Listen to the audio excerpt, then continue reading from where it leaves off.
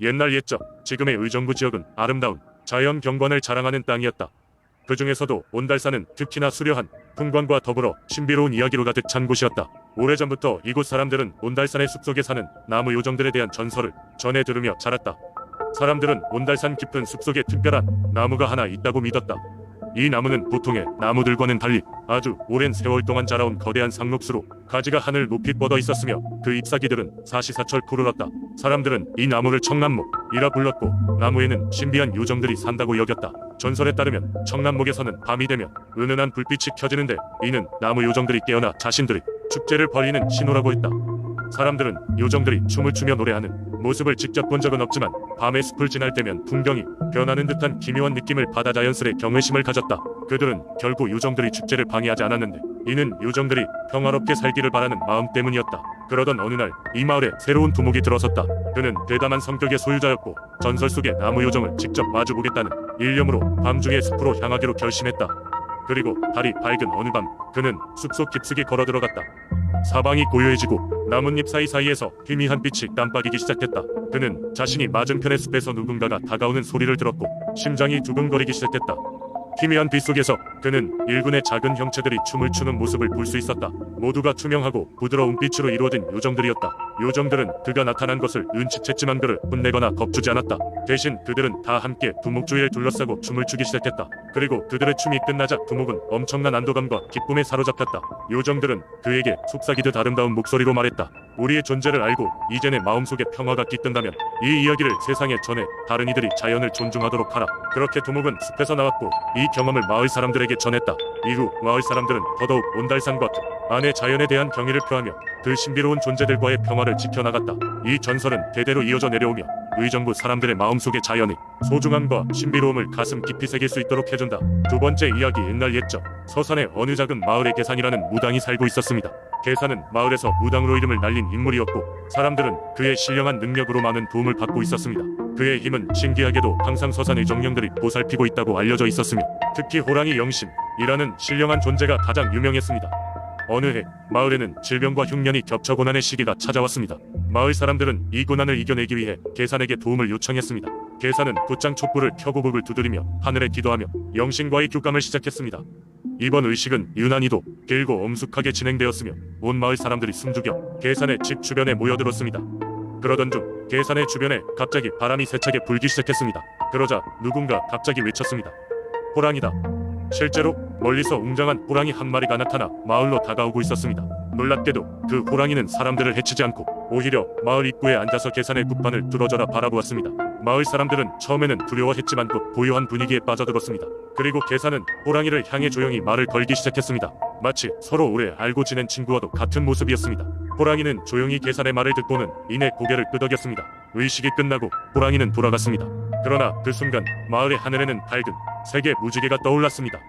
그리고 몇 주 후부터 마을에 내려진 질병은 서서히 사라지기 시작했습니다. 작황도 점차 회복되었고 마을 사람들은 무사히 그 해를 넘겼습니다.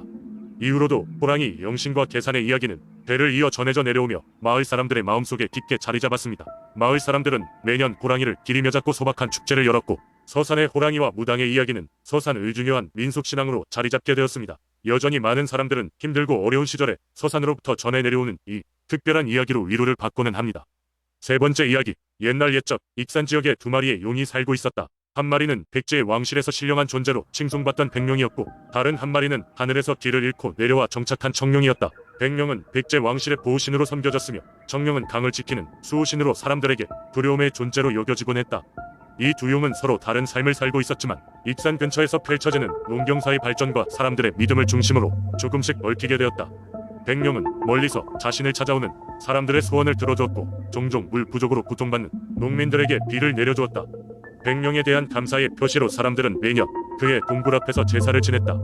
한편 청룡은 물의 흐름을 조절하며 생태계를 보존하는 역할을 했지만 그 위험과 힘 때문에 종종 인간들과 갈등을 빚었다. 특히 청룡이 분노할 때면 홍수가 발생하여 인근 마을이 휩쓸리곤 했다.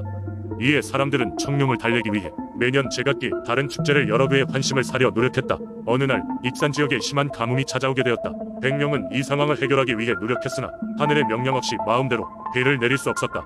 이에 사람들은 백룡에게 간절한 기도를 올렸고 결국 백룡은 청룡에게 도움을 요청하기로 마음먹었다. 백령은 청룡을 찾아와 인간들이 어려움을 이야기하며 도움을 요청했다. 청룡은 과거 인간들로부터 받은 상처 때문에 냉담했지만 오랜 설득 끝에 동의하였다. 두 용은 자신의 힘을 합쳐 하늘에 비를 내리게 했고 그 결과 익산 지역은 다시금 풍요로워질 수 있었다. 이후 사람들은 두 용의 우정을 기리며 백령과 청룡을 함께 모시는 새로운 제전을 만들었다. 매년 이 제전이 열릴 때면 익산의 주민들은 서로의 차이를 넘어 공동체의 일원으로서의 연대감을 느끼게 되었다. 그 후로 백령과 청룡은 변함없이 사람들의 신앙 속에서 그 존귀한 존재로 남게 되었고 서로 다른 것들이 조화를 이루는 것의 중요성을 사람들에게 가르쳐 주었다. 이 전설은 익산의 민속 신앙 속에서 중요한 이야기로 전해 내려오고 있으며 사람들에게는 협력과 조화의 소중함을 일깨워주는 교훈적인 이야기가 되었다. 네 번째 이야기. 오랜 옛날 지금의 속초 지역에는 강과 바다를 사랑하는 사람들이 모여 살고 있었다. 그 중에서도 특히 바다를 삶의 터전으로 삼고 있는 어부들이 많았는데 이들은 하루하루 바다에 나가 고기를 잡으며 생계를 이어갔다. 바다는 그들에게 풍요로움을 주는 공간이었지만 동시에 두려움과 경외의 대상이기도 했다. 속초 사람들은 바다에 나갈 때마다 해모수라는 바다 여신에게 기도를 올렸다. 해모수는 속초 지역의 전설적인 바다 여신으로 그녀는 언제나 푸른 바다를 지키고 폭풍과 해일로부터 사람들을 보호해주는 존재였다. 하지만 해모수는 결코 쉽게 기뻐하는 신이 아니었다. 사람들은 그녀의 심기를 건드리면 바다가 노여워하며 엄청난 파도로 그들을 시험할 것이라 믿었다. 어느 날 젊고 자신감 넘치는 어부 하나가 있었다. 그의 이름은 준영이었다. 준영은 매일 대어를 잡아 올리는 것으로 유명했고 그는 자신만의 특별한 낚시 방법이 있다고 자부했다. 하지만 그런 그의 자만심이 커져가면서 그는 점차 해모수에게 기도를 올리는 것을 게을리하기 시작했다. 다른 어부들은 그런 준영을 걱정하며 해모수의 노여움을 사지 않도록 주의하라고 충고했지만 준영은 나는 나만의 실력으로 바다를 제압할 수 있어라며 그들의 우려를 대수롭지 않게 여겼다. 그러던 어느 날 준영은 평소와 같이 바다로 나갔다. 그날은 바다가 유난히 잔잔했고 그는 오늘 큰 대어를 잡을 수 있을 것이라는 확신이 들었다. 하지만 해가 중천에 올라도 별다른 소득이 없자 그는 평소보다 더 깊은 바다로 나가버렸다. 그곳은 속초 사람들 사이에서 해모수의 정원이라 불리는 위험한 지역이었다.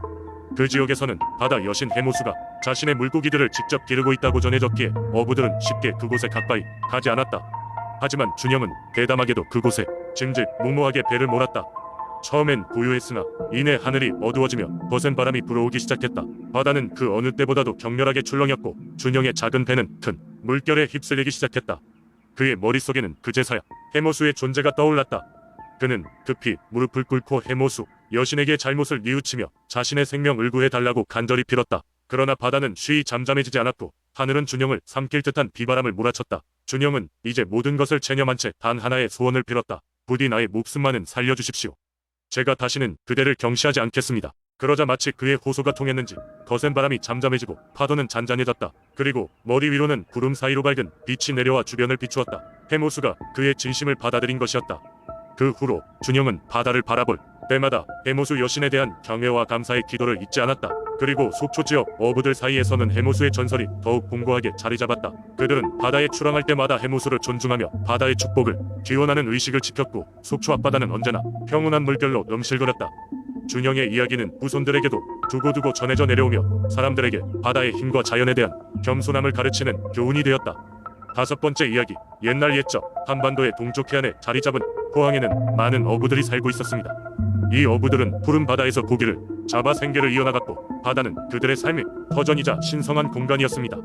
포항의 사람들은 바다의 기운을 느끼면서 자연과 더불어 살아가고 있었지만 항상 바람의 변덕과 바다의 위험을 염려해야 했습니다. 그때부터 사람들은 바다를 지켜주는 신령과 같은 존재가 필요하다고 믿기 시작했습니다. 그 중에서도 가장 유명한 것은 바로 청룡에 대한 전설입니다. 청룡은 포항 앞바다에 살며 바다를 수호하는 신령스러운 용으로 마을 사람들에게 큰 은혜를 베풀어 주었다고 전해집니다. 청룡은 매년 한 번 음력 4월 초하루에 포항 앞바다에서 모습을 드러냈습니다.